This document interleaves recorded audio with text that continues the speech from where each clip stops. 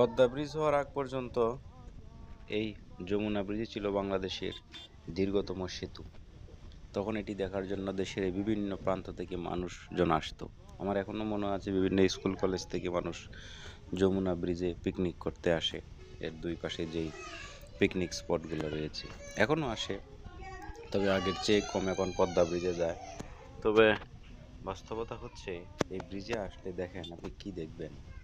ব্রিজটা তো সুন্দর, আশপাশের জায়গাগুলোও সুন্দর। নদীতে যেমন চর পড়ে গেছে তেমনি ব্রিজেরও আসলে যত্নের তেমন কোনো কিছু দেখিনি।